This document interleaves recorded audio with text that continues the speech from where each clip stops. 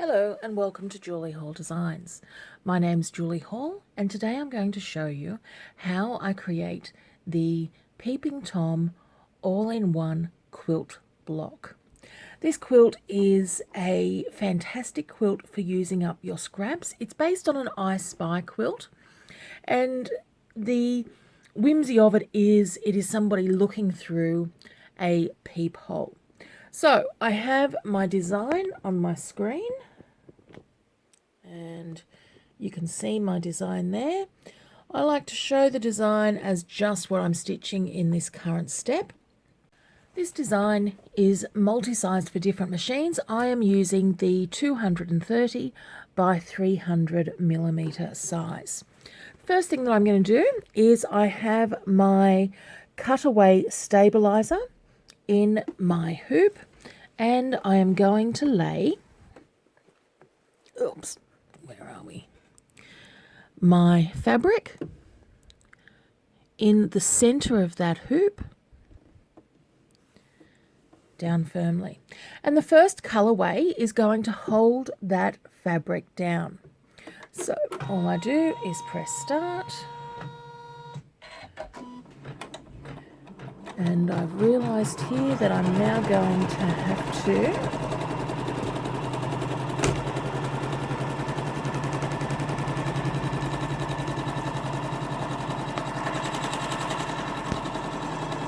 move my camera to allow that to come through. And what you want to do while you're doing this is just smooth it out.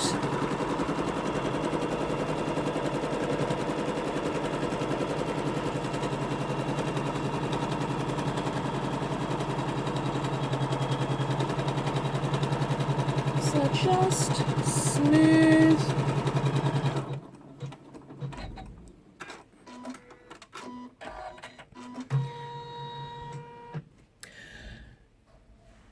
Next colour is going to show us where we can place the beautiful decorative doorknob fabric. I've got a mottled black fabric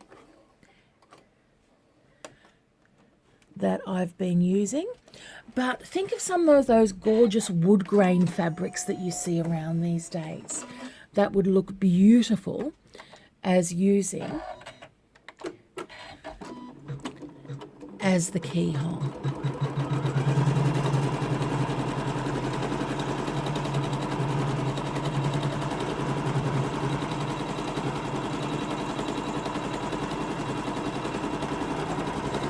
There are 3 different keyhole designs that are included with this pattern set. And the initial quilt that I've made, I've made 3 blocks out of each 3 keyholes. I then lay my fabric down over that outline and I stitch colorway 3 to hold that down.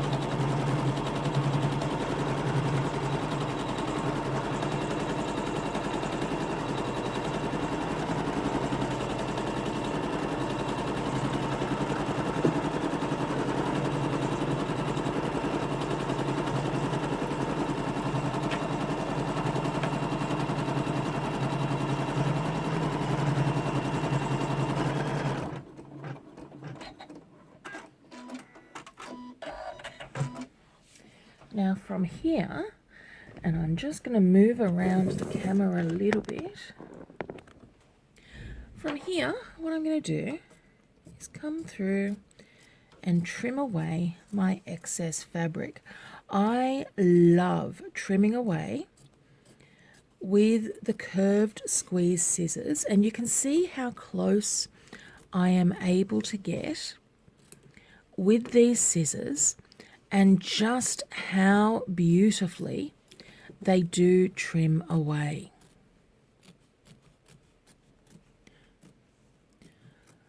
By moving my hoop forward, I also get a better ability to come up to the top of the hoop. If you are a person who takes their hoop out, the one thing that I would recommend is that you make sure you are cutting on a flat surface. What I see hurting so many people's applique projects is by disturbing the stabilizer and the hooping at this stage, you just end up with an effect that's not quite as perfect as you might like. Okay. And from there, I'm going to stitch colorway 4, which is a satin stitch around that keyhole.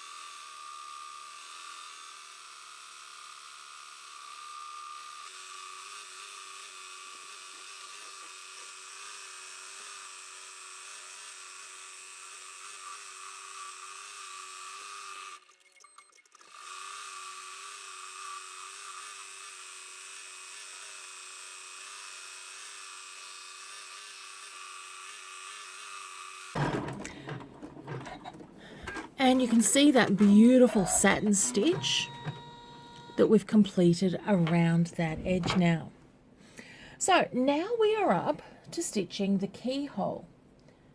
And I'm going to change to a thread that will match my fabric. Excuse my arms here.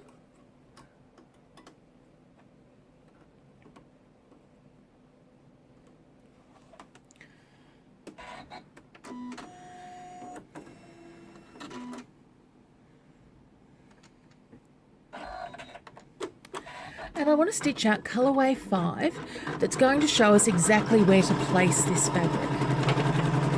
Trim as I go.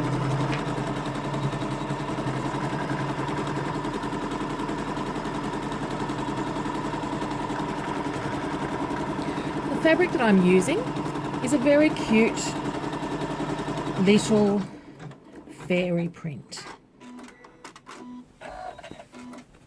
Now, what I want to make sure here is that I get one fairy right in the middle of the keyhole-ish. So I'm going to come along and we're going to say that's the fairy that I want in the middle. And there'll be a couple of other little bits of fairies and flowers all the way through. But I just think it gives a really nice look to have one in the centre. I just want to see where the top of that is.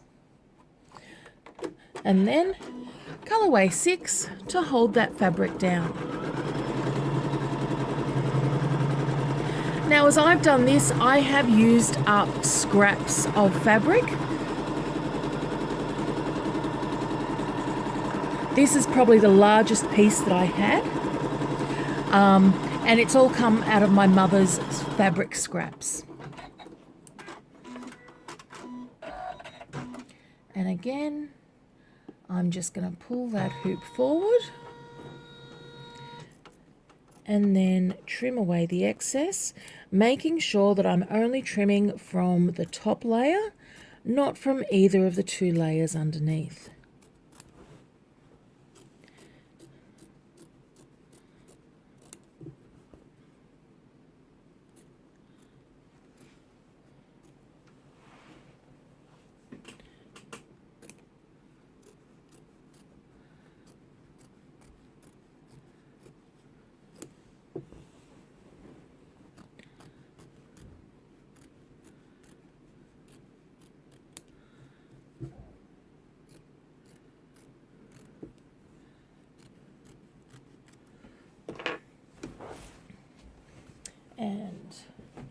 There you can see I've got my fairy, and I've just grabbed another little fairy in there on the side.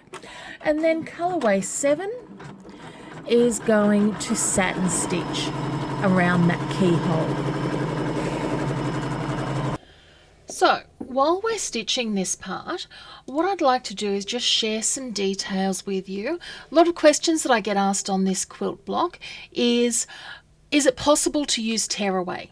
The short answer is yes. The reason that I don't is simply because it would make the block too stiff. By using a poly mesh or even a nylon mesh that is a cutaway product, it means it stays within the quilt, it does not add any bulk, and it is soft and flexible. The other questions that I have is what type of fabrics do I use? I like to use 100% cotton fabrics. I find that they just are the best for the longevity of the quilt. By the same token, if you've got some specialty, I could really see this quilt being used with, say, a child's clothing.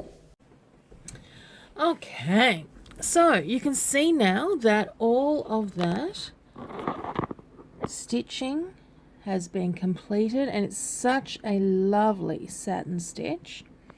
What we're now going to do is we are now ready to do the quilting on the design.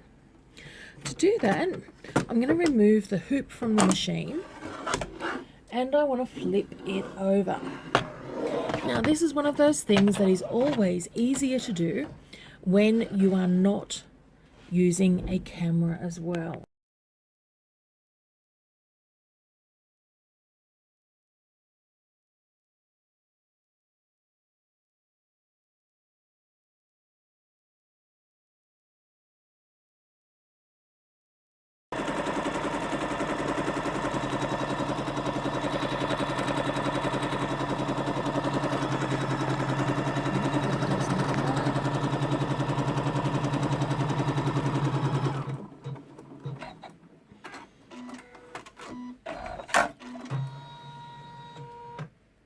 So our backing fabric is now secured down in the hoop, and I'm ready to do my first quilting.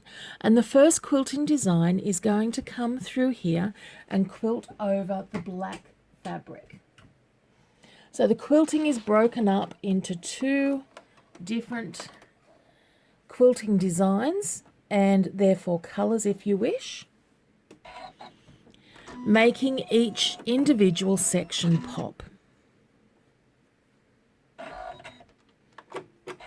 So I call this quilting design the spider's web, just simply because that's what it reminds me of.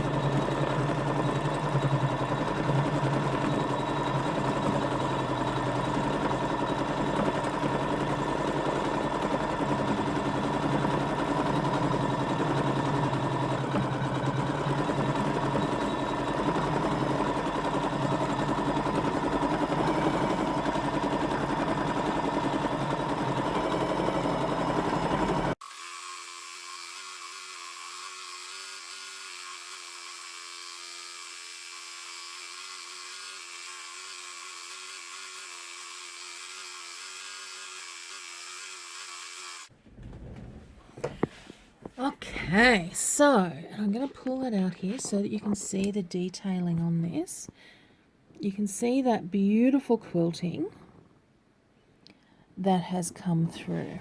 Now, I will warn you, on each of the outlines, and for instance on this one you can see just here that there are a couple of jumps. That is unavoidable, unfortunately, in the digitizing process that I have used.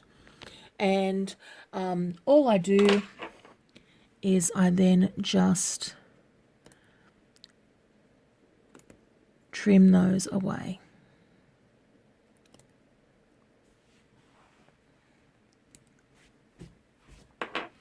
Now, I'm going to change my thread to a colour that matches or blends in with my main fabric here.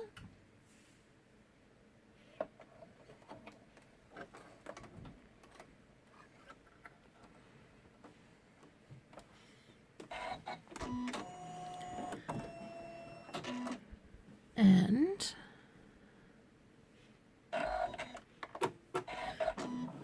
complete the second stitching, which will then complete our quilt block.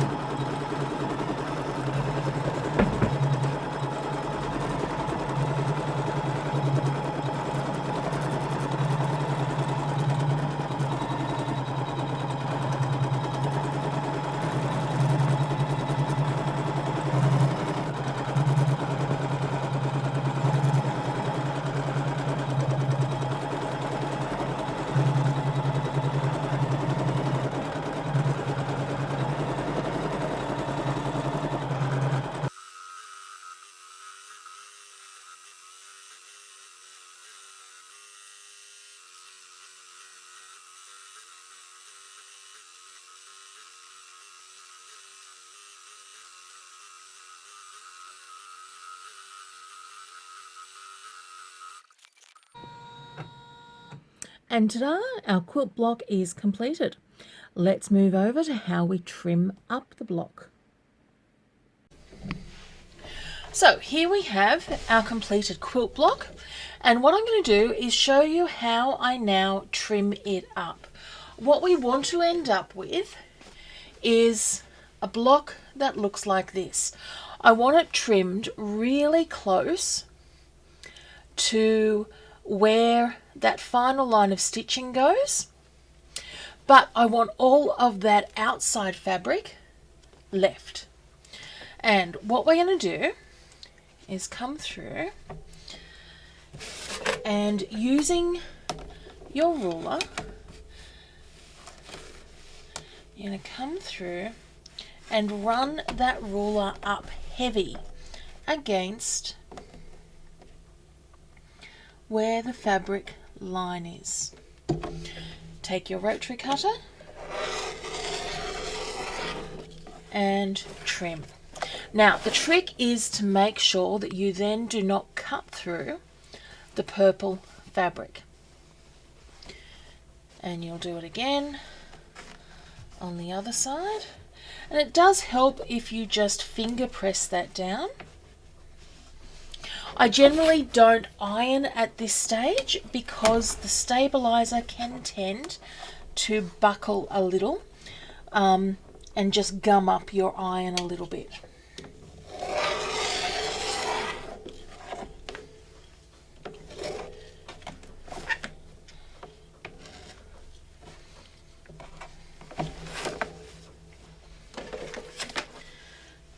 So, come through, trim all of your quilt blocks,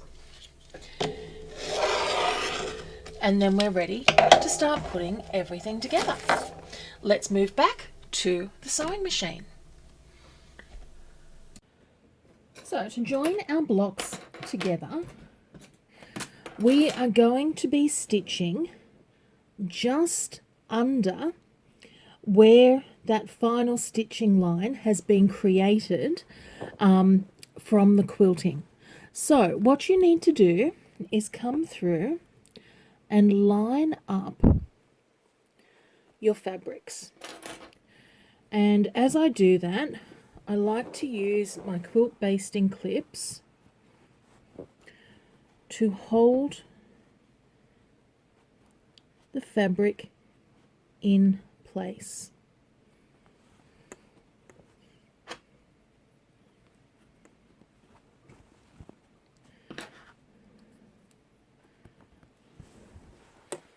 Once that fabric is in place, I come through and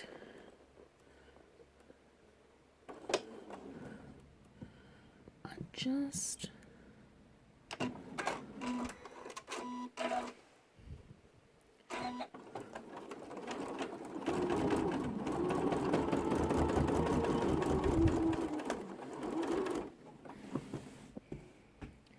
stitching just over that line.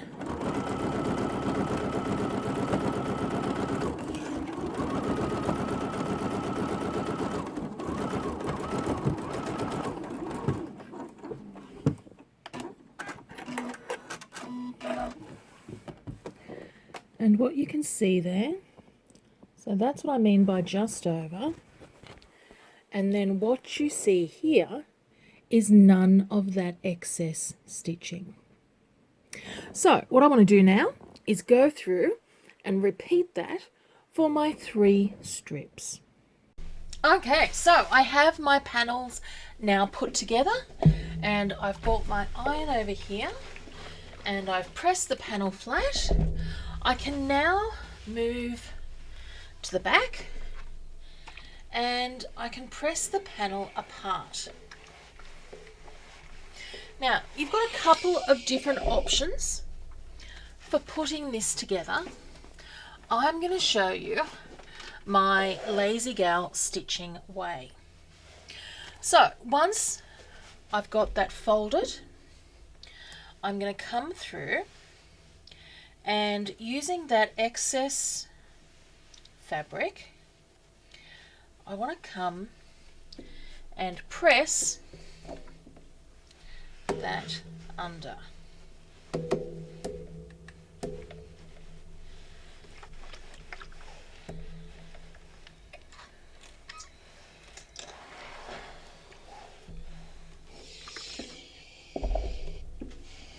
Now, once that is pressed under, I'm going to come and grab my double-sided, no heat basting tape.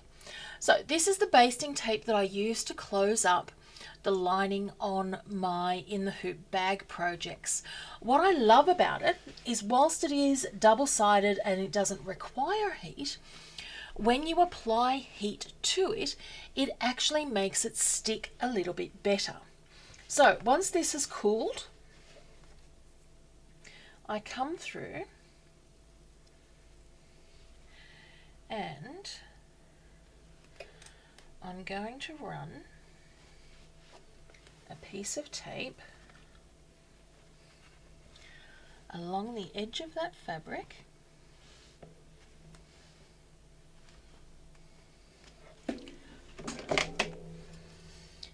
Now, I'm cutting off when I get to the seam allowance on the side here, because that will then go in as we fold in there. Make sure the tape is secure. Pull off until you're left with the sticky residue and fold it down neatly. So that is now secure. To really make sure that's going nowhere, I apply a little bit of heat to it. And what I've now got, once that returns to temperature, is a fully secured, you can see there, I shouldn't have moved that till the heat finished, is a fully secured seam. Alternatively, you can come through and hand stitch along, or using a thread in the same color, you could also simply come through and stitch along even in a no-show thread. So that is how I finish my seams on the back. I'm going to go through and finish this one, and then I'll show you what the project looks like completed. What I now want to show you is what the back of the quilt looks like completed. I have very consciously used contrasting fabrics so that you could see what those seam lines look like. The quilt looks just as you would assume a real quilt as you go quilt block would. And as we turn over and look at the detail that is coming through on that quilt, you can see it is a magnificent way to quickly create your next quilting project. I hope you've enjoyed this project and that you'll check out our other online videos at Julie Hall Designs. Until next time, bye.